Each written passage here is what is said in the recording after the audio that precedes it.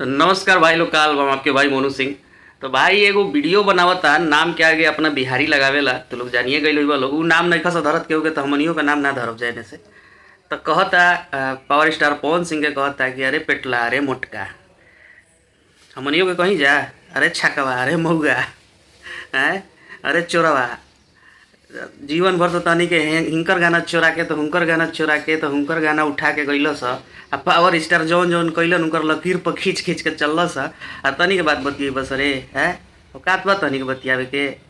जाके कह दे कि साड़ी पहन के नाचस, बॉडी बना देला से ना होला, चाल अभियो उहे बटे छकवे वाला, ठीक बा। बॉडी बनैला से ऐसे कह के चलला से ना होई, चलवा पैरवा के देखिए उनकर अभियो सही लहरा के चलेला, ठीक बा।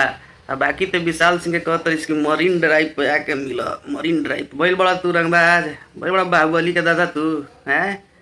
साले इक्के चमेटा मार ली मैंने से तो गिरो मरीन ड्राइव के ऊपर दीघा पुल पे। साले चट्टा, आराम से वीडियो बनाओ, किसको क्या बोल रहा है, कहाँ क्या बोल रहा है, समझ में नहीं आ रहा है तुमको हैं।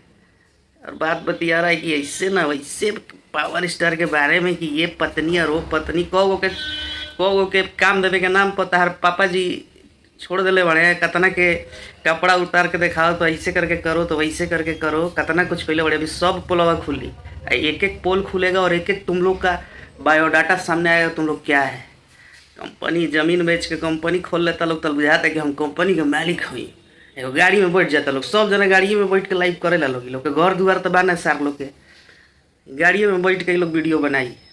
सब जना गाड़िए में बैठे ला लोग आ खूब गाड़िए में से चिल्ला ला लोग, बहरी आवाज़ ना आवेला, शीशा उठा के चिल्ला ला लोग। एकनी के वजह शीशा उठा के चिल्ला पैबा से बहरी निकलबा से थोपी बाजे लगी।